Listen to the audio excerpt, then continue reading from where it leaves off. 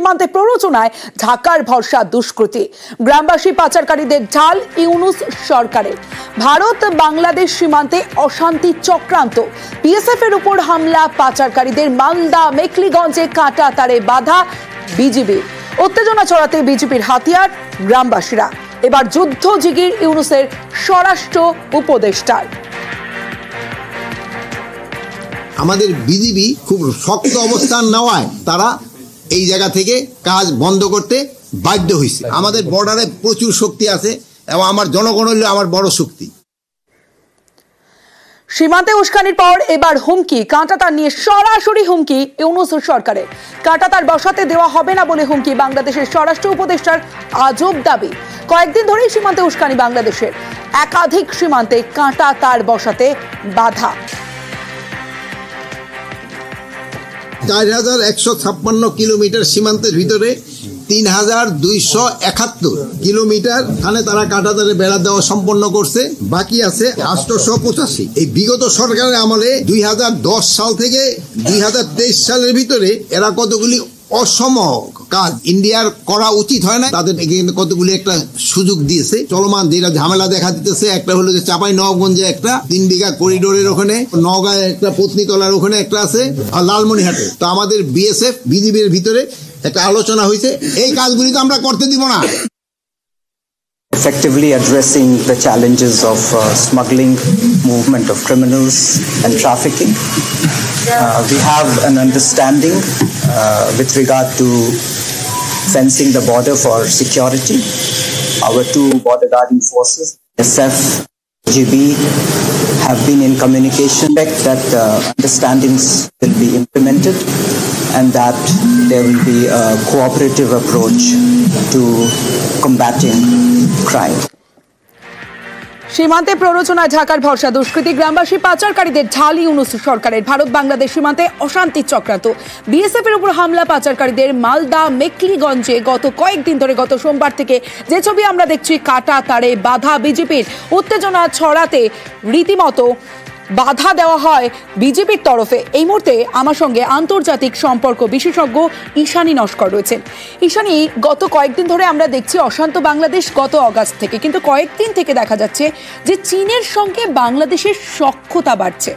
কৌশলও কি নিতে চাইছে বাংলাদেশ চীনের মতোই?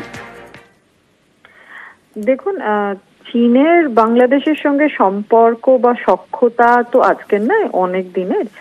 এবং চীন সরকারের যে জেনারেল চিন্তা ভাবনা, সেটা যদি আমরা একটু ভেতরে ঢুকে দেখি, যে তারা মূলত তাতে যে কোনো রাষ্ট্র যেখানে তাদের অর্থনৈতিক এবং ভূ রাজনৈতিক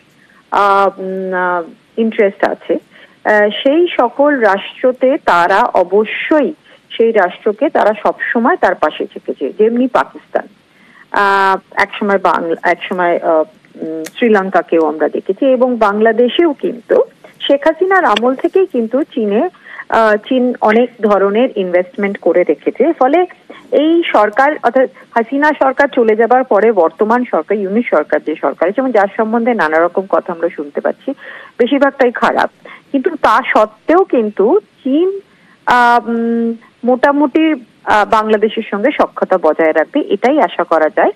কারণ তাদের বাংলাদেশে উপস্থিতির মাধ্যমে তারা এক তো হচ্ছে যে ব্যবসা বাণিজ্যের দিক থেকে তারা সেই ধারাবাহিকতাটা বজায় রাখতে চায়, এবং দ্বিতীয় কথা হচ্ছে যে ভারতের যত কাছে থাকা যায় সেটাও তাদের কাছে একটা সুবিধা। এবং তৃতীয় একটা বড় কথা হচ্ছে যে যেহেতু তাদের কিছু প্রদেশ, বিশেষ করে আমরা যদি সাউথ ওয়েস্ট চায়নার দিকটা দেখি, সেখানে যেহেতু জলপথ নেই, অর্থাৎ সামুদ্রিক পূর্ণ পথ নেই, কাজে পোর্ট ব্যবহার করার সুযোগ যদি পেতে হয় সেটা ভারতের কাছ থেকে তো পাওয়া যাবে না। ফলে বাংলাদেশের একটা বিষয় যে মোহাম্মদ ইউনূসের যে স্বরাষ্ট্র উপদেষ্টা, তিনি বলছেন যে বাংলাদেশের যারা গ্রামবাসীরা তারাই তাদের হাতিয়ার।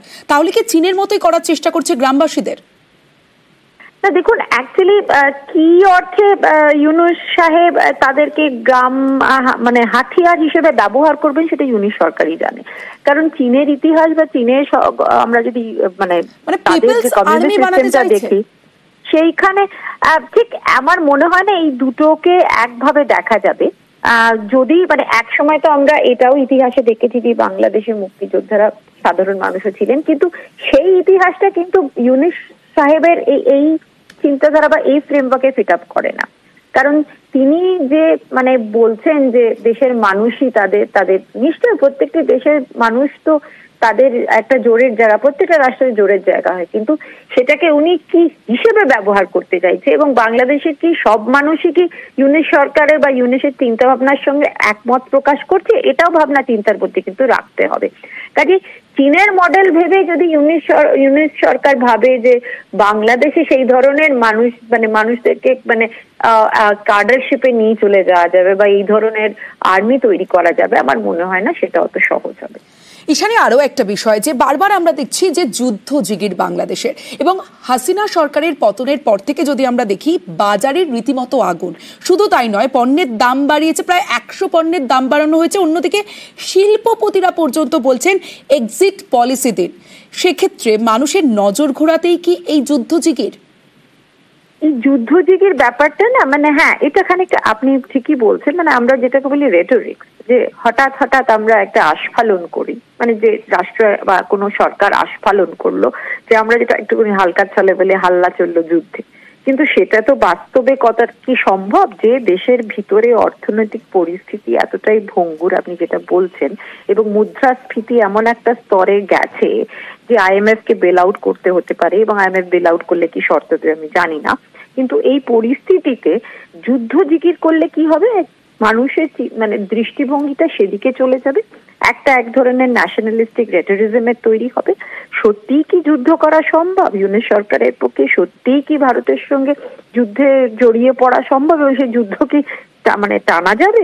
এগুলো বাস্তবে চিন্তা ভাবনা রাখতে হবে। কিন্তু রেটোরিজমের দিক থেকে, যেখানে যে রাষ্ট্র এবং যে ব্যবস্থার মধ্যে এত সমস্যা রয়েছে, সেই সমস্যা কিন্ন একটি রাষ্ট্র এবং ব্যবস্থাকে সাধারণ মানুষের যে দৈনন্দিন সমস্যা তার থেকে খানিকটা দৃষ্টি সরিয়ে দেবার জন্য একটা নির্দিষ্ট আমরা যদি দিকে সেটাকে চালিয়ে দিই এবং সেটাকে একটা যুদ্ধ জিগির, একটা আস্ফালন, হঠাৎ মাঝে মাঝে একটা হুঙ্কার দেওয়া করি, তাহলে খানিকটা মানুষের দৃষ্টিভঙ্গি ঘুরে যাবে। কিন্তু এটা বাস্তব যে বাংলাদেশের এই মুহূর্তের অর্থনৈতিক অবস্থা অত্যন্ত শোচনীয়। তার অনেক কটা কারণ আছে, অবশ্যই আন্তর্জাতিক কিছু কারণ আছে, যেমনি ইউক্রেনের যুদ্ধ, যেখানে অবভিয়াসলি সেখান থেকে তার একটা ইম্প্যাক্ট মার্কেটের উপর পড়েছে, ফিউয়েলের অর্থাৎ জ্বালানির দাম বেড়ে গেছে। কিন্তু এছাড়াও বাংলাদেশের ভিতরে নিজে কিছু সমস্যা রয়েছে, যে সমস্যাগুলিকে ইউনুস সরকার, তিনি নিজে অর্থনীতিবিদ, তিনি এখনো অব্দি সেগুলোকে মোকাবিলা করতে পারেন। যেমনি মিডলম্যান, অর্থাৎ যারা মাঝখানে যারা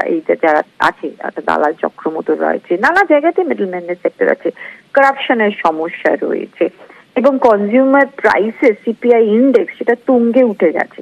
এই সমস্যাগুলি কিন্তু ইউনুস সরকারকেই এগুলোকে উদ্ধার করতে হবে, এটা কেউ বাইরের থেকে এসে করে দেবে না। কাজেই মাঝে মাঝে যুদ্ধ জিগির করে যে এই সমস্যা বন্ধ করা যাবে, এবং যেটা আপনি যথার্থভাবে বলেছেন, যারা ব্যবসা করছেন, যারা উদ্যোগপতি, তাদের পক্ষে কিন্তু ইনফ্লেশনের বাজারে ব্যবসা বাণিজ্য করা, কোন রকম এক্সপোর্ট ইম্পোর্ট করে খুব ডিফিকাল্ট হয়ে দাঁড়াবে। কারণ প্রাইস, সবকিছুর দাম যদি একদম আকাশচুম্বী হতে আরম্ভ করে, তাহলে কস্ট অফ প্রোডাকশনও বেড়ে যাবে, ইম্পোর্টের জায়গাটাও আরো সমস্যাকীর্ণ হয়ে যাবে, এবং সাধারণ মানুষের পক্ষে কিন্তু দৈনন্দিন জীবনযাপনের যে বিভিন্ন জিনিস দরকার, সেগুলো কেনাও কিন্তু খুব কঠিন হয়ে যাচ্ছে। তাহলে সব মিলিয়ে বাংলাদেশের অবস্থা কিন্তু যথেষ্ট বিষবাহ জলে। সেই অবস্থাতে যুদ্ধ জিগির করাটা কতটা বাস্তবিক হচ্ছে, এটা ভাবতে হবে ইউনুস সরকার। বেশ, অনেক ধন্যবাদ। আমরা কথা বলছিলাম আন্তর্জাতিক সম্পর্ক বিশেষজ্ঞ ঈশানী নস্করের সঙ্গে।